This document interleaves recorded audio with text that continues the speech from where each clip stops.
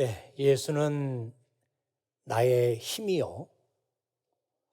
이 찬송 아주 우리가 많이 불렀던 찬송인데, 또 이날 아침에는 또 이 찬송이 이렇게 은혜가 되고 우리에게 참 위로가 되고 격려가 되고 힘이 되는 그런 찬송인 것 또 새롭게 느껴집니다.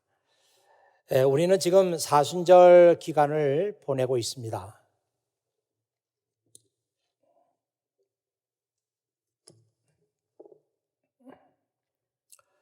사순절은 예수님의 고난을 생각하면서 우리의 몸과 마음을 예수님께 집중하는 그런 기간입니다.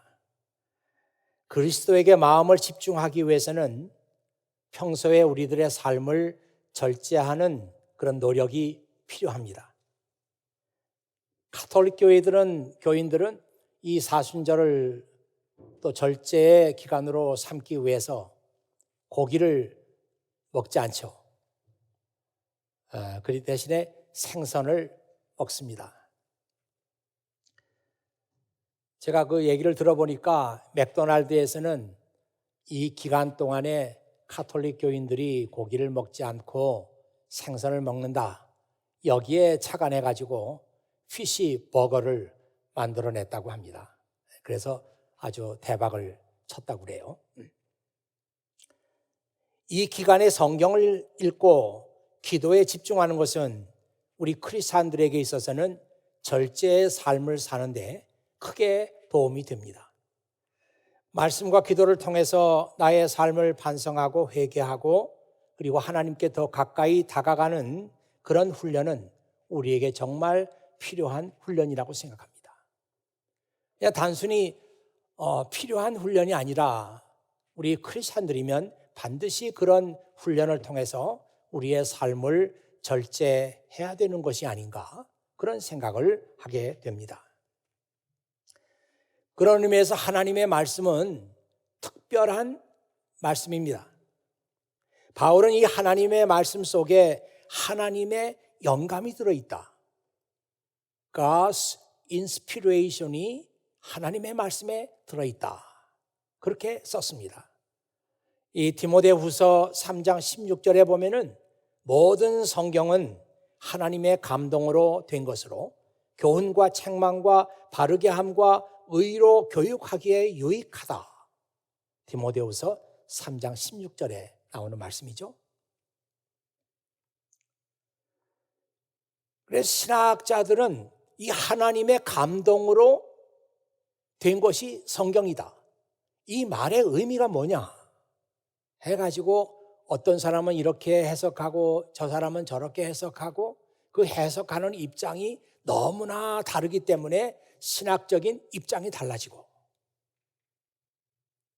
또 교회는 교회대로 성경에 대해서 어떤 관점을 갖느냐, 거기에 따라서 교회도 성격이 달라지고, 이렇게 될 만큼 이 성경이 하나님의 감동으로 되었다는 이 말씀은 무슨 뜻이냐, 이것이 그렇게 중요한 것이었습니다. 여러분, 지금 NIV 성경으로 여러분에게 소개하는 이 말씀을 잠깐 보시면요, All scripture is God breathed. All scripture is God breathed. 이렇게 나와 있습니다. 모든 성경은 God breathed, 하나님께서 그 말씀에다가 숨을 불어넣으신, 하나님의 숨이 그 말씀 속에 살아있는, 여러분 아시죠?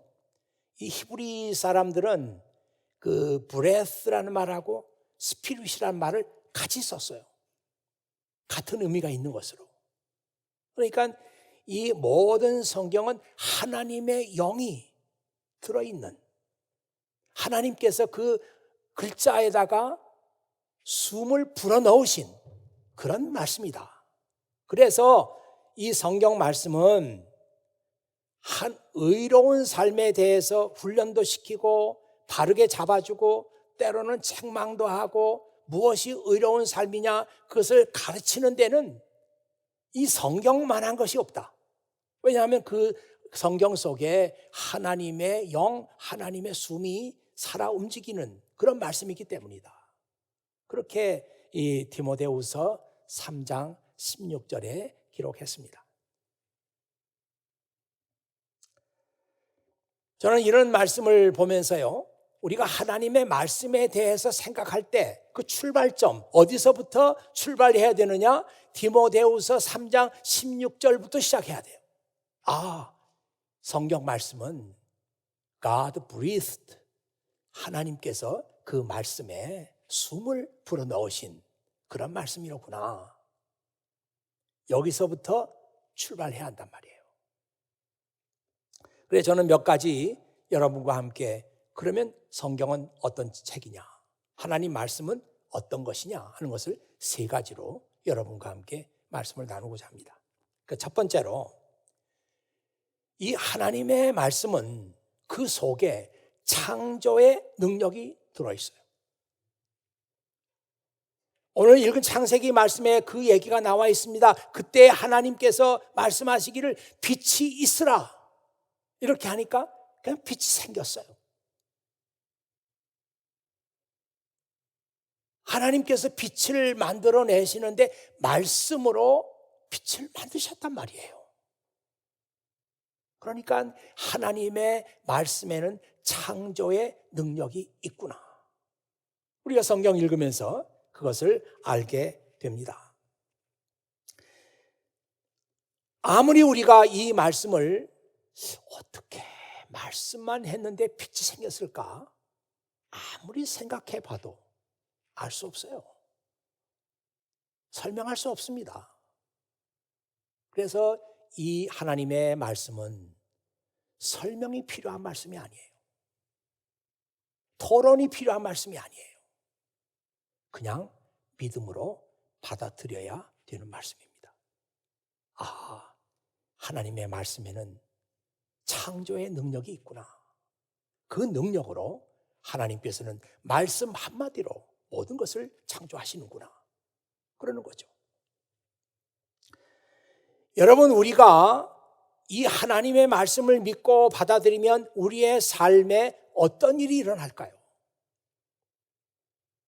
하나님 말씀 속에는 아무것도 없는 상태에서 만들어내는 창조의 능력이 있다고 했는데, 우리가 그 하나님의 말씀을 믿고 받아들이면 우리의 삶 속에서 어떤 일이 일어날까요? 우리의 삶을 새롭게 창조하는, 우리의 삶을 새롭게 창조하는 일이 일어납니다.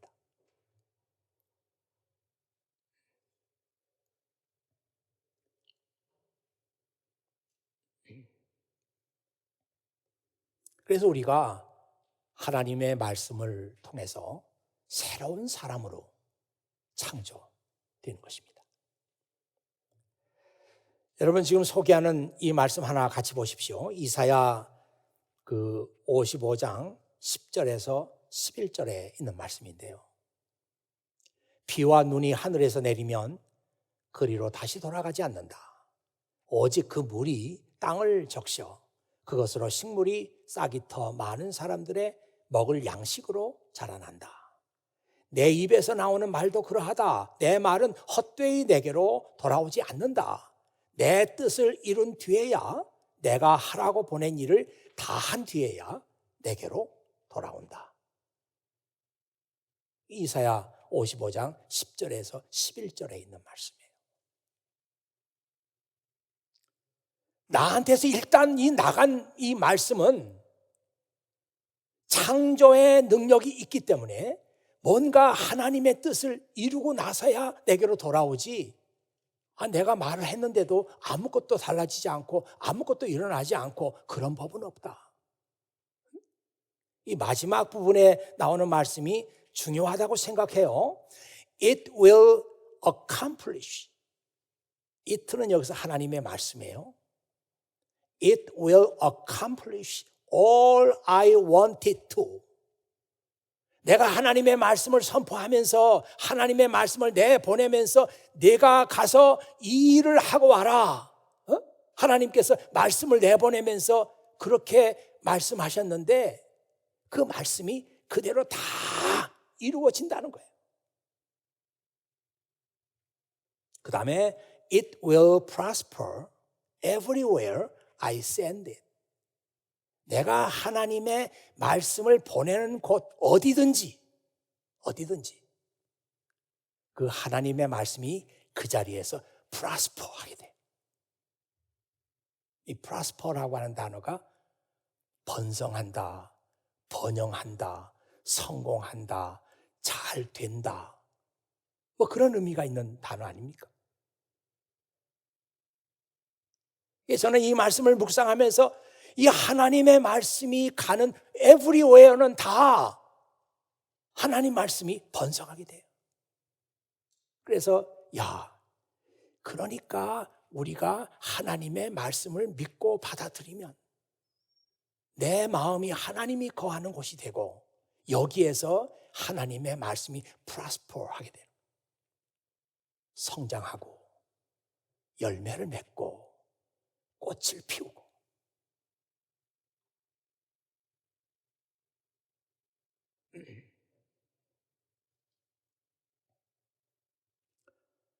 제가 그런 생각을 하면서 예수님의 제자 한 사람 베드로를 좀 생각해 봤거든요. 아니 이 사람은 나를 따르라, 내가 너를 사람을 낚는 어부가 되게 하겠다, 그 예수님 말씀 한마디 듣고 예수님의 제자가 되기로 결심했던 사람이에요. 여러분은 이 베드로에 대해서 무슨 그 지식을 갖고 있는지 모르겠으나 베드로가 그 마가라고 하는 사람을 자기의 통역관으로 썼다, 그런 얘기가 있습니다. 성경에는 없어요. 근데 그런 얘기가 뭐 그냥 근거 없이 나온 얘기가 아니라 유세비우스라고 하는 유대 역사가가 있는데 그 사람이 유대 역사라고 하는 아주 소중한 그 역사책을 남겼어요. 저도 그 책을 집에 가지고 있거든요. 유대 민족의 역사 또 초대 교회의 역사를 보려면은 반드시 그 유세비우스가 쓴 그 책을 읽어야 돼요. 근데 그 책에 나오는 구절이 뭔가 하면은 베드로가 그릭을 몰라요. 그릭을 몰라. 그러면 여러분이 생각할 때 그릭을 몰라? 그 유대 사람인데 그릭을 몰라? 그냥 저 생각에는 보통 수준의 약간 위에 있는 사람들은 다 그릭을 했어요, 그때는. 이게 보편적인 세계 언어였으니까요. 지금 영어를 하는 거하고 차원이 달라요. 그때는 그 그릭을 웬만한 사람은 다 알았어요. 근데 베드로가 그릭을 몰랐다. 유대 나라에 있을 때는 상관없지만 여기를 빠져나가서 저 지중해 연안의 새로운 세계로 가면 그는 설교할 수 없어요. 알아들을 수 없어요. 모르니까. 그때 마가를 통역관으로 데리고 다녔다. 그래서 의사소통을 했단 말이에요. 그러니까 베드로의 수준이 그나마한 수준이었어요. 제가 보기에 여러분들이 그 당시에 살았더라면 뭐 그릭은 그냥 모국어처럼 걸 쓰는 그런 사람들이었을 거예요, 전부. 근데 이 사람이 그런 수준인데 나를 따라오너라, 내가 너를 사람을 낚는 어부가 되게 하겠다, 이 하나님의 예수님의 말씀 한마디 듣고 예수님의 제자가 됐단 말이에요. 그 이후에 생각해 보니 이 베드로라고 하는 사람은 언제나 예수님과 같이 있었어요. 예수님과 같이 있으면서 예수님이 하시는 말씀 겉에서 늘 들었죠. 예수님께서 하시는 일들 다 두 눈으로 목격을 했죠. 언제나 예수님은 베드로 옆에 있었고 베드로는 예수님 옆에 있었고, 그래서 3년 동안 그는 말씀으로 훈련받은 거예요. 베드로의 생애 가운데 굴곡이 많이 있어요. 엎치락 뒤치락 했던 그런 그 베드로의 생애였지만 예수님께서 베드로에게 이렇게 말씀하셨어요. 그 얘기가 누가복음 22장 31절에 나옵니다. 제가 이건 좀 의역한 거예요. 베드로, 사탄이 자꾸 너를 자기 편으로 만들려고 하는구나. 난 내가 사탄의 시험에 넘어지지 않게 해달라고 계속 기도하고 있다. Simon,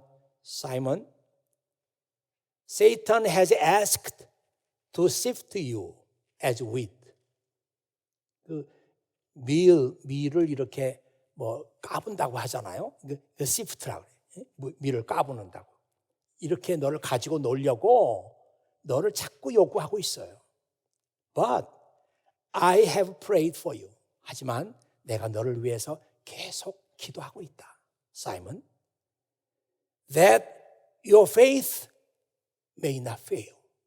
내 믿음이 약해지지 않도록, 내가 믿음을 버리지 않도록, 그런 일이 생기지 않도록 난 너를 위해서 계속 기도하고 있다. 예수님의 말씀을 늘 들으면서 베드로가 살았고, 이런 예수님의 관심과 기도를 받으면서 베드로가 3년 동안 훈련을 받았어요. 그랬더니 베드로의 생애 가운데 하나님의 말씀이 성장하고 열매를 맺고 꽃을 피운 것.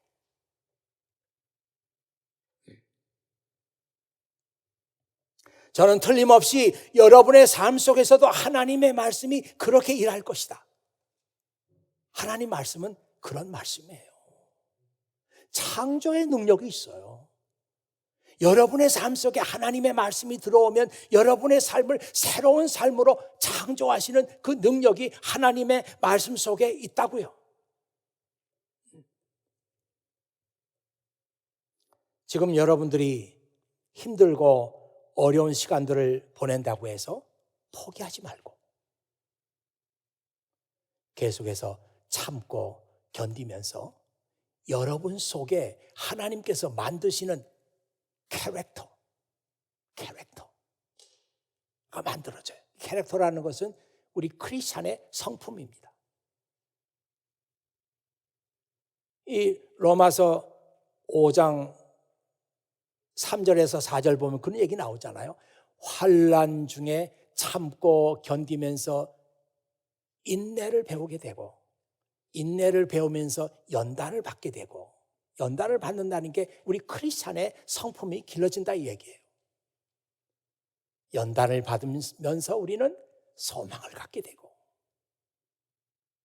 크리스찬의 마지막 최후의 삶에 대한 소망. 야, 우리가 이런 크리스찬의 삶을 살아서 장차 하나님께서 약속하신 때 우리는 하나님의 영광에 참여하게 되고 그 하나님의 엄청난 영광을 우리가 같이 쉐어하게 되는 때가 반드시 오리라. 그런 소망. 환난은 인내를 낳고, 인내는 연단을 낳고, 연단은 소망을 낳고. 이게 다 하나님께서 그 말씀으로 여러분 속에서 행하시는 일들입니다. 자, 둘째로 중요한 것은 뭔가 하면 하나님의 말씀은 우리 생각하고 달라요. 이 점을 많은 사람들이 간과하는 것이죠. 그래서 저는 오늘 이제 하나님의 말씀에 대해서 두 번째 마지막 설교를 하면서 할 얘기가 너무 많습니다. 그러나 다 이야기할 수 없잖아요. 첫 번째는 하나님의 말씀은 창조의 능력이 있다. 두 번째는 하나님의 말씀은 우리 생각하고 다르다. 이거 알아야 됩니다. 많은 사람들이 성경을 읽으면서 그러잖아요. 야, 여기 좋은 말씀이 있구나 하면서 빨간 줄을 쳐. 아, 여기 이런 좋은 말씀이 있었네. 그게 뭐예요? 그 말씀이 내 마음에 드는 거예요. 자기 마음에 들지 않는 말씀 절대로 빨간 줄 안 긋습니다. 네 가진 것을 다 나눠주고 나를 따르라 아멘 하면서 긋는 사람 없어요. 십자가를 지고 나를 따르라 그런 사람 별로 없어요. 축복하고, 야, 너 잘 될 거야. 그런 말씀. 내가 너를 도와줄 거야. 야, 여기에 이런 말씀이 있구나. 자기 마음에 드는 말씀 다 좋아해요. 설교 말씀을 들을 때도 가끔씩 제가 보면은 얼굴이 밝아지는 분들이 있어요. 그걸 잘 해석을 못 하겠습니다. 갑자기 얼굴이 이렇게 미소를 띠면서 밝아져요. 야, 그 설교 말씀 속에서 하나님의 은혜가 임해가지고 저렇게 얼굴이 밝아지는가? 그게 맞죠. 그래야 되죠. 근데 가끔 저는 그런 생각 해봐요. 야, 내가 했던 이 말이 저 사람 마음에 맞는가 보다. 저 사람 마음에 드는가 보다. 아유, 목사님이 오늘 내 생각하고 똑같은 얘기를 했어. 그래서 그런 건 아닌가? 괜한 생각이겠죠?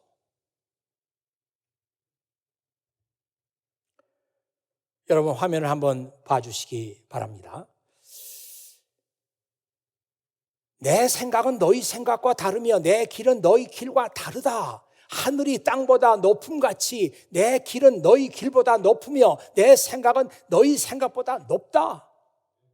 이사야 55장 8절에서 9절이에요. 하나님의 생각, 우리의 생각이 얼마나 다르냐? 하늘이 땅보다 높음같이. 땅하고 하늘하고 얼마나 높아요? 예, 엄청나게 높죠. 그만큼 내 생각하고 너희 생각은 다르다. 그 밑에 영어 성경 보면요, 더 아주 심하게 나와 있어요. My thoughts are nothing like your thoughts.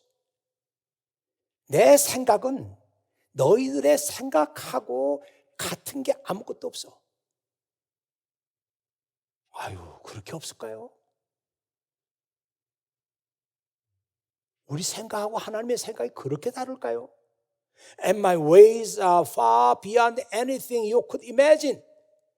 내 길, 내가 기뻐하는 그 길은 너희들이 어떻게 생각하든 그 이상으로 너희들과 달라.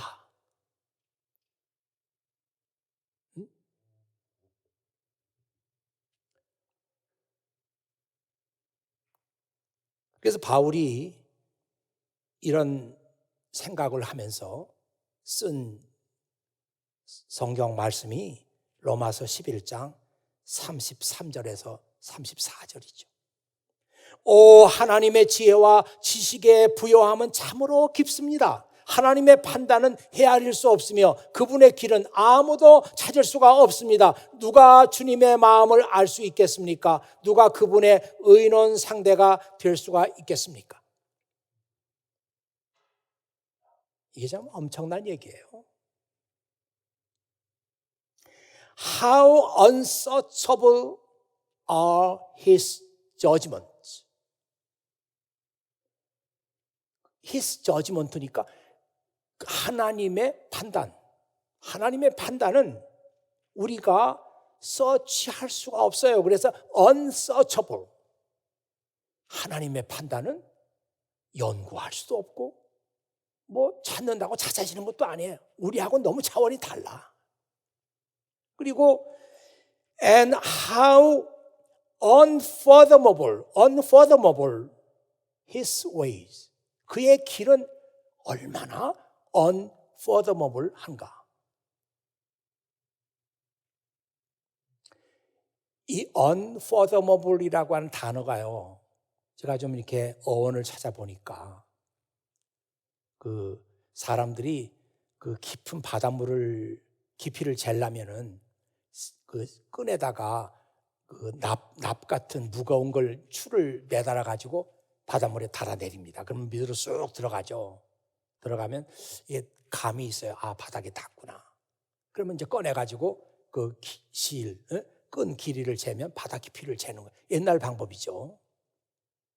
근데 unfathomable이라고 하는 단어는 줄을 달아내렸는데 한없이 들어가. 하루 종일 끈을 또 이어서 끼어서 내려보내도 한없이 들어가. 그게 unfathomable이에요. 깊이를 잴 수가 없어요. 너무 깊어서. 인간의 노력으로는 그 깊이를 알 수가 없어요. 그게 하나님의 길이다. 응?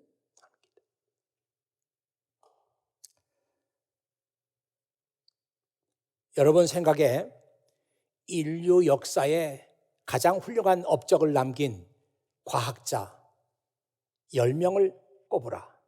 그러면 누구를 여러분 추천하겠습니까? 지금까지 살았던 그 과학자들 가운데 과학자도 여러 또 분야의 과학자가 있죠.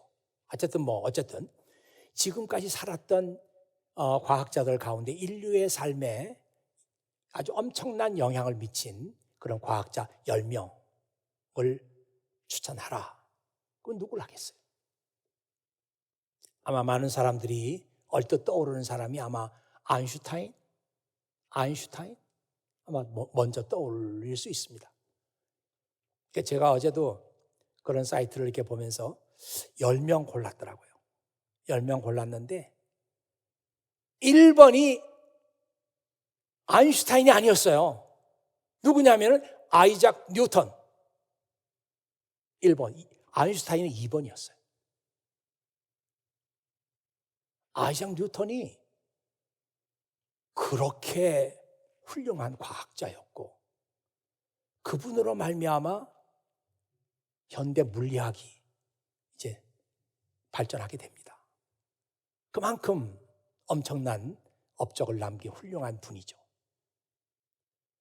제가 이 얘기를 이렇게 하는 까닭은 제가 고등학교 3학년 때 그때는 다 입시 준비에 바쁠 때잖아요. 그러니까 선생님들이 그냥 입시 과목이 없는 과목들 그런 과목 선생님들은 들어와 가지고 잠깐 좀 이렇게 하고 야, 이제 너희들 자습해라.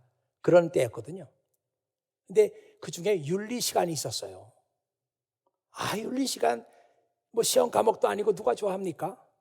그게 다 자습시키고 이제 선생님이 잠깐 얘기하고 자습시켜요.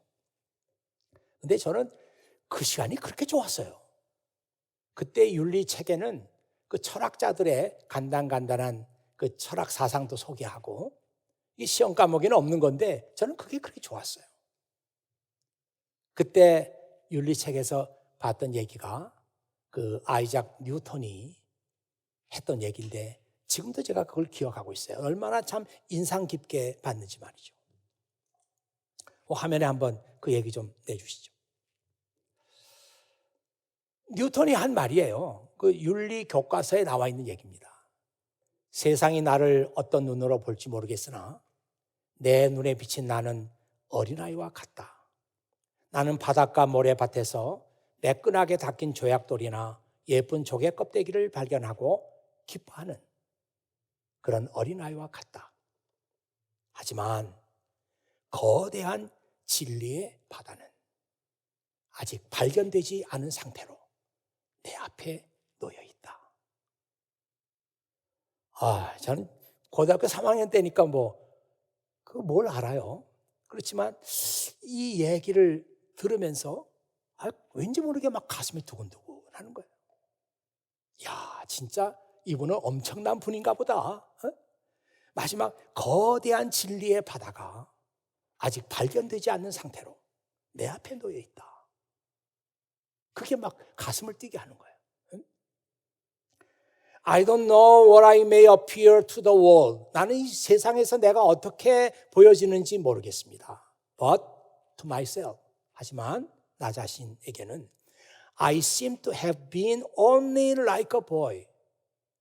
나는 한 어린아이에 지나지 않아요. Playing on the seashore, 해변에서 노는. And devoting myself in now and then finding a smoother pebble or prettier shell. 아름다운 조개 껍데기나 그리고 아주 매끈매끈한 그 페블 이거를 발견하고서 기뻐하는 해변에서 노는 어린아이와 다름이 없어 난. 와요. 나는 그렇게 해변에서 뭐 조약돌 잡아가지고 아유 예쁘다 참 좋다 이렇게 생각하고 있지만 놀고 있지만 while the great ocean of truth 거대한 진리의 바다는 lay all undiscovered before me 내 앞에 아직 발견되지 않은 상태로 놓여 있어. 저는 지금 와서 그런 생각을 하는 거예요. 아, 그때 뉴턴이 말했던 The Great Ocean of Truth 이게 성경에서 말하는 하나님의 지혜와 하나님의 지식을 말하는 것인가? 뉴턴은 그렇게 생각했는가? 왜냐하면 이 뉴턴이 아주 진실한 크리스찬이었어요. 대단한 크리스찬이었어요. 그러니까 그가 로마서 말씀 읽다가 야 하나님의 지식에 부요하며 그의 판단은 우리가 생각할 수도 없고 그의 지식은 우리가 미처 깨달을 수 없다. 그걸 The Great Ocean of Truth라고 말했는가 이런 생각이 들었습니다. 하나님의 말씀 속에 들어있는 하나님의 지식과 부요함은 unsearchable, unfathomable 한 것입니다. 하나님의 말씀은 이해할 수 있는 게 아니에요. 그래서 설명할 수 있는 것도 아니에요. 하나님의 말씀은 우리가 듣고 믿어야 되는 것입니다. 여러분들이 이 하나님의 말씀에 대해서 하나님 말씀은 우리가 디스커션 할 수 있는 게 아니다. 우리가 그걸 놓고 디베이트 할 수 있는 게 아니다. 하나님 말씀은 그냥 받아들여야 되는 거예요. 디베이트 해봐야 하나님 말씀 알 수 없어요. 제가 그래서 여러분에게 하나 말씀을 주려고 하는 게 그겁니다. 이 출애굽기 14장 13절 14절 보면 너희는 두려워하지 말고 가만히 서서 여호와께서 오늘 너희를 위해서 행하시는 구원을 보라. 너희가 오늘 본 애굽 사람을 영원히 다시 보지 못하리라. 여호와께서는 너희를 위해서 싸우시리니 너희는 가만히 있을지니라. 이게 지금 모세를 통해서 하나님께서 자기 백성에게 주신 말씀이에요. 지금 이스라엘 민족은 절대 절명의 위기 속에 빠져 있습니다. 앞에는 바다가 있어요. 뒤에는 이집트의 군대가 추격해 오고 있습니다. 어디로 갑니까?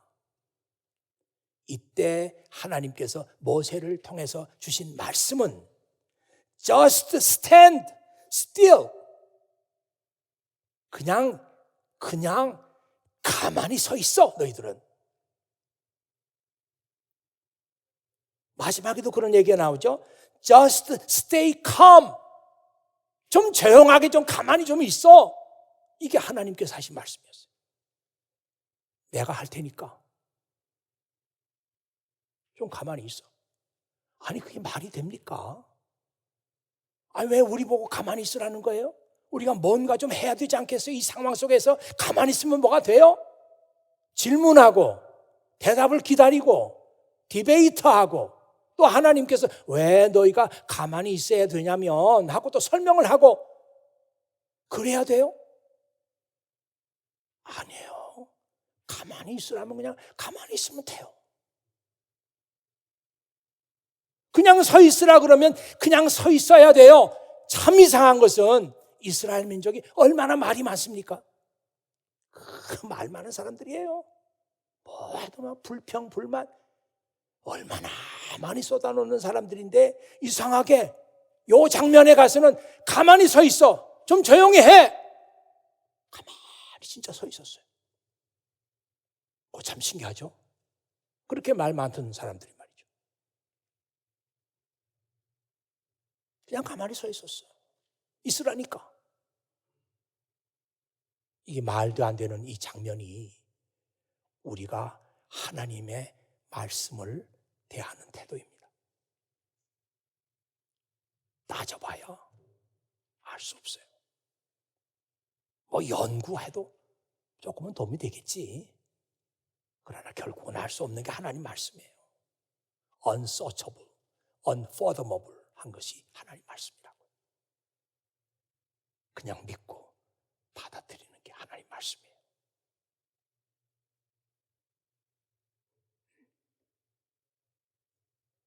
제 말씀이 잘못됐습니까? 아니, 어떻게 그렇게 말씀하세요? 우리도 좀 연구하고 생각해 봐야죠. 해봐도 모른다니까, 하나님 말씀은.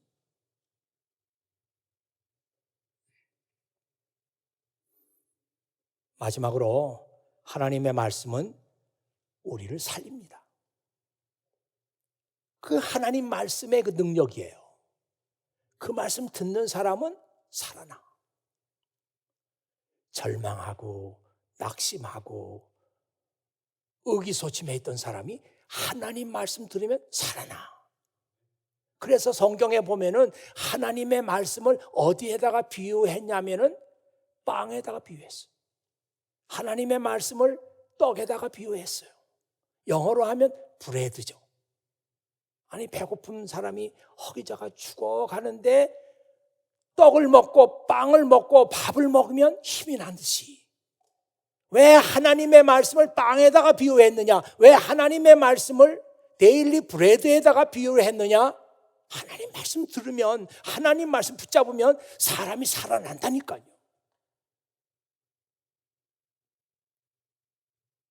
진짜 놀라운 거예요. 그저께 새벽 기도에서 그 얘기 했잖아요. 제자들이 바다를 건너갑니다. 한 중앙에 왔는데 그때가 깜깜한 밤이었어요. 아무것도 안 보여. 그런데 갑자기 바람이 불고 파도가 치면서 배가 뒤집히게 생겼어요. 죽게 됐다고 야우성을 치는데 예수님께서 제자들에게 가까이 물 위를 걸어서 다가오는 거예요. 뭐라 그랬어요? 예수님께서 Don't be afraid. Don't be afraid. I am is here. I am is here. 그 얘기 제가 토요일 날 설명했어요. 이게 무슨 뜻이냐? 여러분이 걱정 많이 하고 힘들어 하는데 어느 친구가 와가지고 야, 걱정하지 마. 걱정하지 마. 그럼 이게 도움이 됩니까? 아니, 걱정하지 말라니 내가 지금 걱정하고 싶어 하는 거예요? 아무 도움이 안 돼요. 아, 걱정돼 죽겠는데 걱정하지 마. 인간의 말은 도움이 안 돼요. 두려워 떨고 있는데 떨지 마. 그래, 안 떨게. 그렇게 되는 게 아니에요. 아무리 친구가 떨지 마 해도 걔 가고 나면은 또 떨어요. 그게 인간의 말입니다. 그런데 우리 주님께서 말씀하시잖아요. Don't be afraid. 두려워하지 마라. 나다. I am is here. 하니까 두려움이 다 없어집니다. 두려워하지 말라고 말씀하시니까 우리 속에 있던 두려움이 거짓말처럼 사라지고 내 마음속에 평안이 들어오는 거예요. 이게 하나님 말씀입니다. 하나님 말씀은 우리를 살려요. 우리를 일으켜요. 우리를 붙잡아줘요.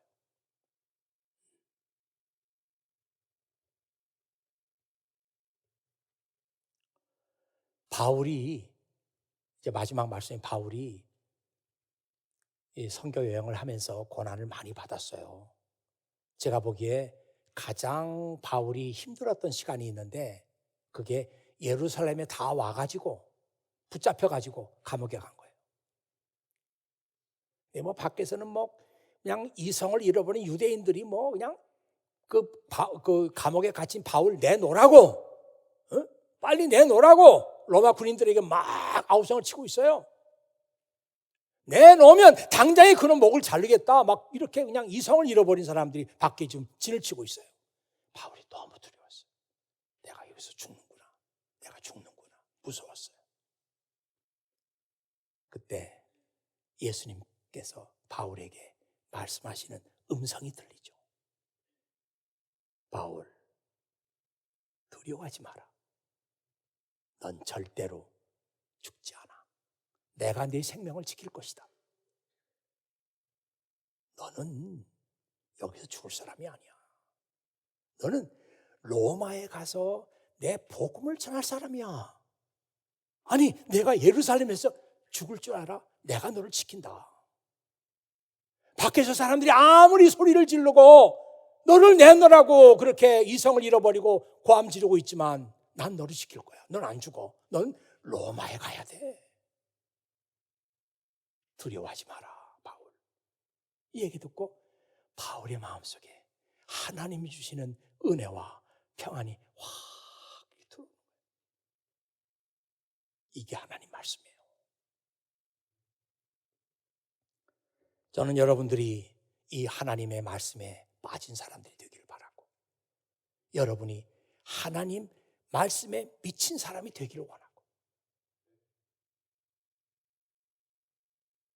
모르겠습니다.